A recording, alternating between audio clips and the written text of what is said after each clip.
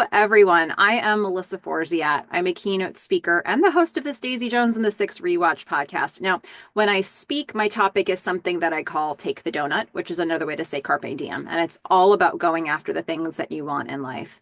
Something I wanted to do this year was rewatch the show Daisy Jones and the Six, but this time talk about it with other people. So far, we've recapped all of the episodes in a deep dive, but now I'm getting a chance to talk with people who actually worked on the show, and this is going to be a really illuminating interview conversation. Before I introduce my guest, just a quick housekeeping item. If you are brand new to the show Daisy Jones and the Six, if you've never seen an episode of it, you might want to go back and watch the show. 10 episodes, you can binge it really quickly. It's so good. Because in these interviews, we can mention any detail from any episode. We may spoil elements of the show in the process of answering some of these questions. So just know that up front. But if that doesn't deter you, stick with us. And I'm so excited to introduce my guest for today, who is MaryAnn Hennings, who is actually the hair department head for all 10 episodes of the show. Welcome. Thank you. Nice to be here. I am so excited to talk with you. I feel like this is an area of the show that I really didn't delve into deeply enough in my deep dives for the episodes. And so you are exactly the person that we need to hear from today to get your insights on the show. But the first question to ask, I think, needs to be how you got connected with the show to begin with. So how did that connection happen? It happened through Reese Witherspoon's company. Her partner, Lauren Newstater, she produced Where the Crawdads Sing, and she hired me for that. And it was a period piece and long hours and shooting in the swamps in New Orleans. And it was a lot. So I think through that project, she knew that I could handle a lot, of different Perfect. elements, the weather and period and big cat. Although Where the Crawdads Sing wasn't a big cast, but the background was very important, just like Daisy Jones. And in terms of the look, I actually imagine there was a relevance there between, because I'll have a question later about like doing hair for concert scenes, and I'm kind of guessing that like that wasn't far off from trying to replicate the swamp look. Yeah, Uh, it's very true. It's very true. And I'll tell you, when they leave the hair and makeup room and they're looking all beautiful, the women just do not love it when you walk up with that water, and they're like, no. It's like all the work that you just did. Yeah, I want to look like this, not like the sweaty this. Oh no, I can't wait to ask that question and really dig into it from a technical standpoint. But, if we keep it broad for a moment, so, okay, you're the hair department head for Daisy Jones and the Six. What does your job actually entail, and how many people would have been on your team? It's a lot more complicated than you would think. I have a lot of people say, so after you did their hair, then what do you do? It's like, oh my God, doing their hair is the easy part. It's when you start a show, you break down, the first thing you do is break down the script.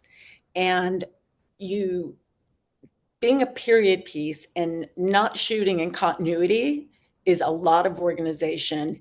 I use when I work, I use a lot of message boards, and I'll have the cast pictures. Everybody's got their spot, and I write their breakdown, what they look like in the 70s, what they look like, in concert and in the 90s, and I'd have different categories for all of them, the days those were shooting, uh, the days they were shooting, and the scenes they were shooting, and I would have that, and the actors always loved it because they could.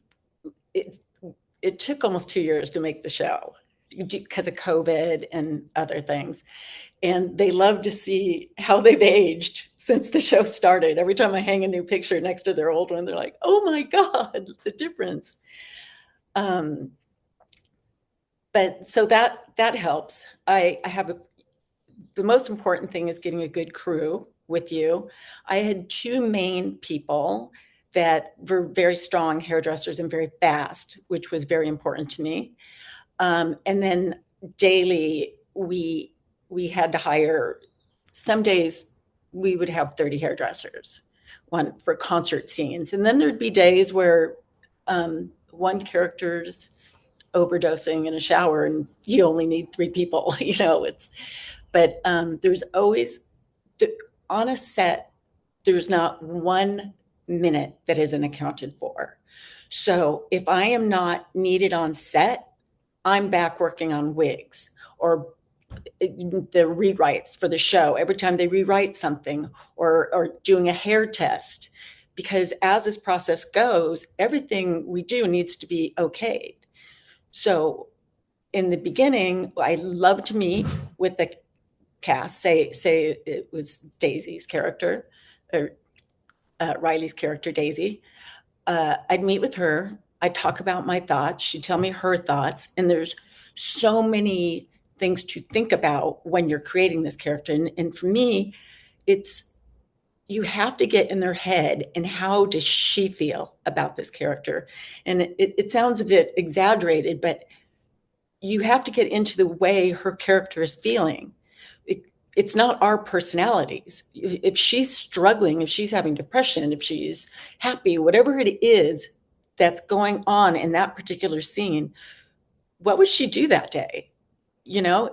Extremely depressed people don't wash their hair every day, or super happy people put a little more effort into the way they look, and they have a little more spark and a little more cleanliness. And so you really get into that. And once you get into that, now we get to show it to the directors, and there's a lot of them. And you run through, and also, not to backtrack, but the other thing you have to consider is when an actor says, I want this look, I love this, you have to consider you're going to be on stage, and we're shooting it. So you're going to be on stage for 14 hours. We'll never maintain that, or it's impossible to maintain, or awesome. It's easy to get wet. It's easy to get dry. It's easy to, so you have to think of everything involved. And so, like I said, after that, you meet the producers and directors, and everybody's got their opinions, but also, backtracking, you need to meet with wardrobe and makeup, because we all have to work together, because it can't be we're all in our own movie. The hair has to go with the outfit, and the makeup has to go with the hair, and vice versa.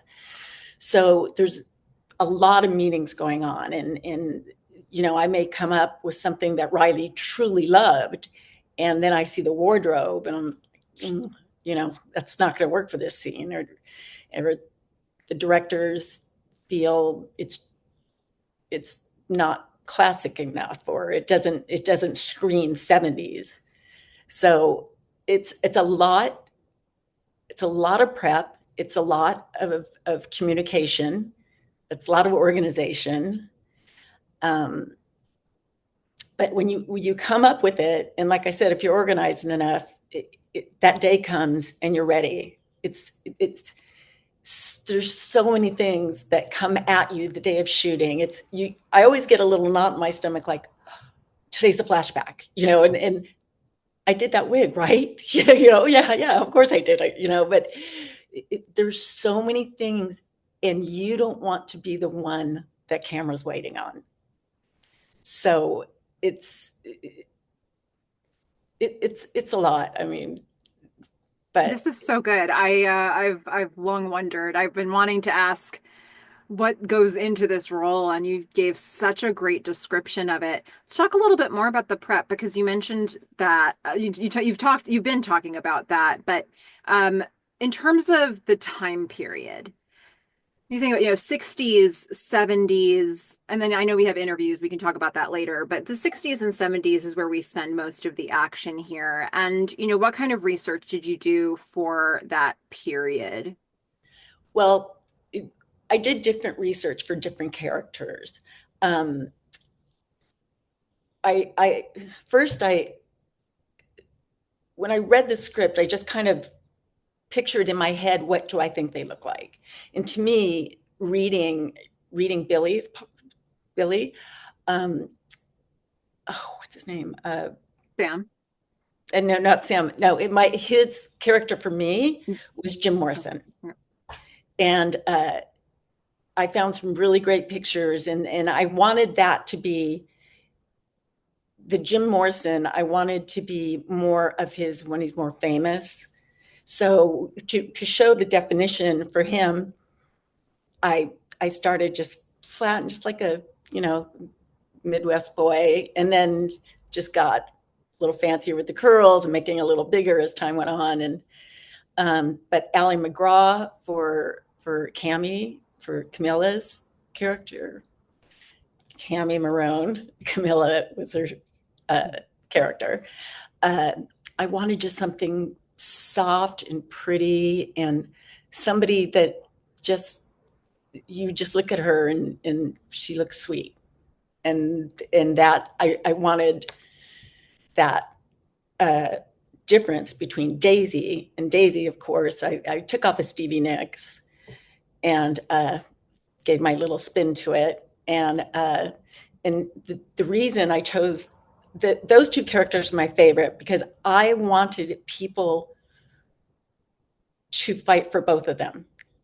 So they had to be so opposite. So, you know, what is not to love about Camilla? She's beautiful. She's a loving wife. It's just everything's great about her. And then you have this rock star who's so broken and didn't deserve the upbringing she had. And you go, she now I want her, you know. It's so knowing the characters is such an important part of picking uh, who you're going to get inspiration from. And then tell me about the band, about the Six. What was the inspiration for them? Okay, the inspiration for the Six, uh, in the beginning stages, I went to I googled famous high school bands. I googled rock bands that were actual nerds, and it just got just these from the 60s, and I just got these brilliant pictures and kind of created their looks based on that. And then as they got more famous, I made sure I could transition into their rock, you know, their more famous look. Yeah. Oh, so good. Well, okay. There was quite a volume of cast for each Yes, episode of this show. Um, Walk us. I know you've given us some overview of all the many things that went into your job, but like, can you give us sort of a day in the life when you have to do hair for that many people? Like, when does your day start? When does your day end? You know, my give us a day little bit more starts. information about the timeline. Yeah, my day starts. Usually get up between 3 and 3:30, and you be on set, ready to go uh, at either. We usually had 4:30 or 5 a.m. calls.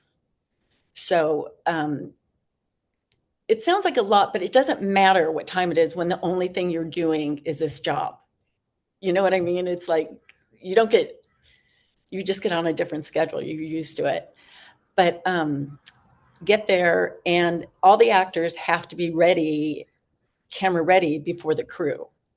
So we're there, and they the schedule gets based on, of course, who's up first, how long do they take. So I usually Riley would be the first, Daisy, and usually the ladies were first because they take longer. But uh, makeup had their own issues with the guys because all the guys have naturally have tattoos. So they had to cover those tattoos, and that's a huge process. So why we're taking a little longer with the women, makeup's taking a little longer with the men, so we just would trade out. Um, but so as we get them ready, it's just nonstop. It's just this wheel spinning. So the first one, like I would start, say I got Suki, who is Karen. I would get her in my chair, do the blow dry, put her in hot rollers, send her to makeup, get Riley in my chair, get her going, do what I do with her. If makeup opened up, and I could get to a stopping place, shoot jam over there, a guy would come into me, I would do, you know, just do that through the cast. And my two other people would do the more important day players, and they would do the guys. The girls I like to do just because just because it was just really important to me. Like, and this was during COVID, and there were a lot of things going on, and there were a lot of people, a lot of good hairdressers that I wanted but weren't available. And this crew was new to me, so I just loved this project so much that I did the women, and when I could do the guys, I would do them. Uh, but it's interesting. So you get them camera ready, and then they walk out the door, and now they're in the elements, which you have to get them to set. And there is days it's raining, and they literally walking to set. By the time they get there, that work you've done is over. It's so the minute they start shooting, I now need to be on set, or my others would run to set and take over watching the set. So it's either you're on set or you're in the room working. So when I'm on set, you get them basically camera ready again. And it's called final looks. So when, they'll call for final looks, you get them, you make them camera ready. And a lot of these scenes would start great, but say they were outside singing, or they had they walk in with great hair, put a headset on for the scene's over, and now the hair's all squished, but we're starting from the beginning, or they run out in the rain chasing somebody. And so you have a mini set of everything you own and keep it there and touch them up. And then when you can, that day by 11 o'clock, you could have been already shooting in 2 different decades. So it's a lot of running back and forth, a lot of staying on your toes, a lot of anything you can do on set is best. If for quick changes. It sounds crazy, but it really is about speed too. So, and then there's wigs. So it's usually running back and forth from the trailer, running back to get a wig on somebody. So that's kind of your day that goes on all day. And then when it wraps, it wraps between a 12 and a 14-hour day, but we're already 2 hours more than everybody else. So then now it's wrapped. Now we take wigs off, take glue off, whatever, brush their hair out, get the products out, and then they leave. And then you start all over again about 8 hours later. Oh my goodness. It's so interesting. That show was probably the hardest show I've ever done. The longest hours, the longest amount of shooting. And I don't think I've ever had more of a good time at work. You get there, I mean, what's his name? Josh. He played Eddie. His little smile, he'd come in the morning, every morning, and he'd just smile. And I'd go, it's going to be a great day. Josh is here. He was so full of I don't even know how to describe it, just happiness. And all the guys, they were all just so cute. They always came in happy and just, it's going to be a fun day. And they looking at our continuity pictures. They were like kids. I don't even know how to describe it, but just amazing. Yeah. So let's talk about the continuity piece. One of the things that I've been really interested in during the deep dive is, these characters, yes, we see them from, let's say the main action is, 60s, early 60s to 77. But within that, the characters are evolving. They're becoming the rock star versions of themselves. And I wonder for you, in terms of hair, was there an evolution that you were considering for their personal style along the way, especially once we get into the meat of the 70s? Yes. So with the evolution of the characters, say the boys, they they were not a typical rock band. These were boys that were in a band. They're all best friends or family members. Billy never wanted to really be in the band. So they weren't the kind of band that all of a sudden they're going to have chains and long mullets. And so I wanted to keep them to who their true soul was. And so, like with Billy, for instance, him not wanting to be in the band, I didn't want to give him this rock star look. So we just started. I had him when I first met him. I just had him not cut his hair. I said, just don't do anything. And so while we did the prep and everything, he had plenty of time to grow it. And I tried different looks on him, which are pretty hysterical. I have pictures where I put extensions in him to give him longer hair. We tried straighter. We tried all these different looks and came up with his beautiful natural hair. I just diffused it. And when he starts off in the show, it's just kind of like as if he washed it, combed it, and that's it, didn't touch it. And then later on, when he starts feeling the rock star a little bit more, I would use the curling iron and maybe put a couple extensions in or something to give it fullness. And then eventually, when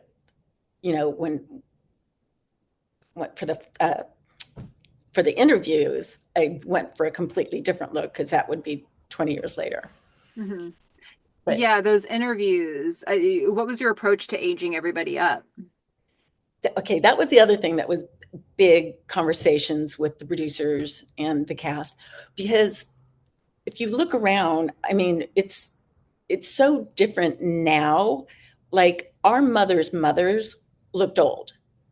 Our mothers didn't look that old. And it's so we didn't want like all of a sudden these really old people, because they're not that kind of people. They would still dress nice. They'd still take care of themselves. So keeping with their characters, with the guys, I just added some, I added gray, but not that much because they weren't that old. So with Sam, Billy's character, with Billy, Sam's character, I'm going to do that all day. Anyway, it was a tough one because you're shooting this in out of order. So you can't cut his hair off or do anything like that. So I blew it straight and I pinned it under in the back. So it looked like he had a short haircut. So that right after that, because the interviews were the smallest part of this show. They were very important, but it was a quick shoot. We did them so fast. So I used a lot of wigs, and I think my favorite for the interviews was Camilla, because I had to do. Am I allowed to tell? Is it going to wreck it for people, or is it okay? No, go for it. Okay. Go for it. Spoil away. Yeah. So at this point, we need to show that something's not right, but we didn't want it to scream. So we just made her look a little sadder and got an amazing wig that looked just like her hair. So that when she just does that little, you go, oh my God, she's wearing a wig. Why is she wearing a wig? And so that we ended up shooting that 2 different times because it had to be just this subtle little hint. So it ended up, I was very happy with that. Mm. I'm something that came up really quickly earlier, but I wanted to look into it more. These folks get on stage and they get drenched in sweat and their hair gets matted down. From a technical standpoint, what are you doing in those scenes to get the right disgusting look? Yeah. It's a balance because we don't just shoot that disgusting look. We start from them on stage and have to create that look and retake them back. So I couldn't use to get the look I normally look, to get their real rock look, I use a lot of hairspray and a lot of products. But I can't do that if I'm going to get them gross, because then the hairspray turns into glue if you get it wet.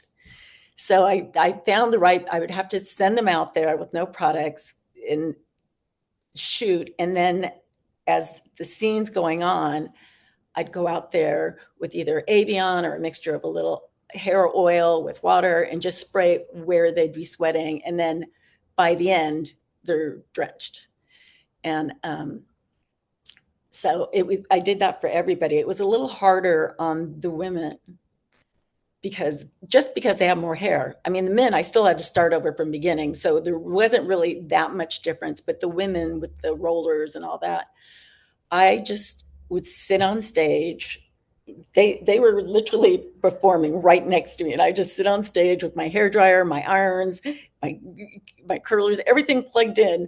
And I would just, and I had help. I wasn't doing all this by myself, but the minute, like, say, Karen would run off stage, she was the hardest because hers was curling, drying, teasing, the whole thing. And I would just grab her first, throw some rollers in it, and then just run around getting everybody else. But they would have to wait, and it was hard. And there was times where it was such an emotional scene, and an actor said to me, I said, I need you. And he said, I can't. And I said, I have to. I need you. And he goes, I can't do it. And he ran on stage, and I ran up to the monitors where the producers are, and I went, I'm so sorry. I need to touch that up. And they said, no, then you need to do it. And they stopped, and I had to do it. And that kind of stuff is really hard because you don't want to be the one taking them out of that moment. And that's another thing about my job that's very important. And it's having respect. As much fun as it is, and as much as you love the personalities and chatting, it's so important to read the room. If they come in and they sit down and they're looking at their lines, you just be quiet. And so, like this particular day in this scene, you have to do what you have to do as fast as possible and as invisible as possible. You don't want them looking at you or talking to you, or you just have to hopefully leave them in the moment, do what you got to do for continuity, and get out of there. Yeah. Okay. So I want to switch over to talking about a kind of a different world you built. Simone and Bernie specifically, they bring us into the disco world, which we had been like, Daisy Jones and the Six occupies this world of rock, but then we see this whole built out world for Simone and Bernie, where we see a lot of extras in those club scenes in New York, and they have to have a different vibe, a different look, a different aesthetic. Tell us a bit about building that out. That's interesting. Okay, it it's a difficult, how do I say this? With Simone and Bernie, it's you have to really learn a lot about their heritage and a lot about who they are and what life was like for them at that time. And I designed the looks and did the wigs and someone. I hired a beautiful, very talented Black woman to do their hair, because I talked to Nabia by herself privately, and I said, I want you to be the most comfortable, and I feel like I want to hire someone just for you, just someone that speaks your language, and so we did that, and we had to bring a lot of elements in that, like, she wears a wig. It's she wears a wig. She's got that kind of hair where she has to wear a wig. So we did, okay, what's it like when you sleep at night? What do you wear? Well, I wear this tied around my head every night. And when you get up in the morning, would you immediately put it in your hair, on your hair, or you're spending the night with somebody now. Do you take the wig off? Do you, so there was a lot more than just giving her fantastic hairstyles. And it I would say it went really well. And she was very happy. And it was just, I felt like I got inspiration from her beautiful singing voice when it came time for her to perform. Like she was so fantastic. I just wanted something that went with her amazing costumes and uh, the curls, just everything. She just, to me, she looked disco. She just looked like a disco queen, and it that's it. Yeah. And another world that you build out. I mean, like, and I think a lot of it probably happened around the same episode. You built out the entire world of Greece, Yes. which is, same time period, totally different location and culture. So, what kind of inspired? And there were quite a lot of characters we saw on screen in Yeah. this Greece world. So, what was your inspiration there? What was that My like for you? well, um, well, it was a turnaround for Daisy. So she's a different person and acting different, dressing different. So it was fun for that transition for her to bring her more natural and more, just it wasn't really about her looks, but she looked like a natural beauty, and we wanted that. We wanted the new version of her. And in the world of disco, that was a big time for the queer community, and there's a lot of different types. So I had to research what they dressed like, what they felt good in, and it was a lot of interviewing them too, because they hired, even though it was background, they hired people true to what they felt for the queer community. So it was fun. They had great ideas, and we basically went by what they liked, and uh, turned out amazing. And I felt like everybody had a great time and felt really a part of it. Yeah. You've worked on, so many projects at this point, shows, movies, all of it. And, I'm wondering for you if there's anything that particular that stands out to you as being different about working on this show. Um, yeah. Okay. I worked on like big shows like Modern Family and Brooklyn Nine-Nine, things like that. Those are very controlled shows. Very like my big thing for me is I love people to look real. I don't it's so odd to me when you watch, somebody that is in a very expensive outfit living in a little house or whatever. I like to be true. So I know I was going to do this. Uh, the What was different about this show, it's insane. Nothing is easy. Nothing is, not making a housewife look like a housewife, or making a bombshell look like a bombshell.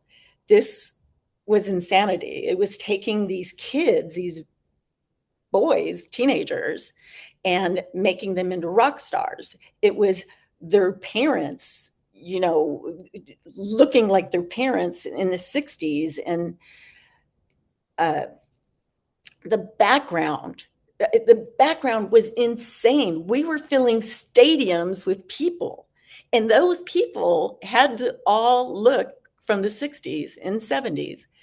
I don't think there's any project that will ever look like this show. It's they had everything. This show threw everything at you.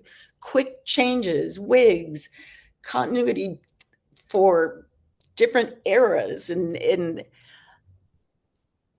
yeah, that it's it was fun insanity, but very, very, I mean, I've never been so proud of a project. And I've never felt so much love from actors as I did. They appreciated everything. I mean, they acknowledged how hard we were all working as they were working all hard. I mean, it, so yeah, I would say just in the difference of the show was the insanity of things changing on a dime, being ready for the unexpected, to go out there and do a concert and all of a sudden it starts raining and it wasn't meant to rain in the scene. I mean, this show through everything and COVID Oh my through goodness. everything at you. Yeah. Well, with that in mind, you've mentioned some people along the way here, but who were the unsung heroes of this project, people that you worked with that you just want to make sure you've said their name or mentioned the role that they were in? I know it's kind of unfair because it's been a minute since you worked on this, but Yeah. if there is anybody that comes up for you that didn't get mentioned along the way, this is a chance just to say, hey, did you see this? Oh gosh, that's tough. Um, I would have to say, I think that it was Lauren and Scott Newstater, because he wrote it and married to his producer wife, who's Reese Witherspoon's partner. But the two of them, this was their love child. They were there every minute, every day, involved in everything. And you never had to worry. As complicated as this show was, it was so amazing to be able to go up to Lauren or Scott and say, I'm not sure about this scene, or I'm not feeling that this is right. And they always, we're going to defer to you, but what you could do is this, or do you need more time, or you tell us what you need, it's going to happen. Like, and you never had to worry about anything. So and they held it together for everybody. This was the largest crew, the largest cast, and just always there and had an answer. And I don't think I could have done it without that kind of relationship. Yeah, I that's wouldn't have done beautiful. it as well. How about Yeah. that? Oh, that's beautiful. Is there anything that you are working on now or have worked on recently? Anything you want to plug that you want to make sure we all check out? Not really, not right now. I'm waiting on this movie with an actor from Where the Crawdads Sing, but it's been an odd time here Yeah, it in certainly Hollywood. has. There's been a lot of hoops to jump through for your Yeah, industry. Well, yeah. thank you so much for taking all this time and talking with me, with all of us about the work that you did on this show. You did such a fantastic job, and it was lovely to be able to shine a light on this. Yeah, thank you. It was Yeah. lovely. It was great for me to be able to bring back the bangs. Yep, they're back. They're back and better than ever. Well, Yeah, stay on just a moment, but I would like to acknowledge everybody who has watched this interview. Thank you so much for joining us for this conversation. And, go out there. Don't be the muse. Be the somebody, everyone. Bye.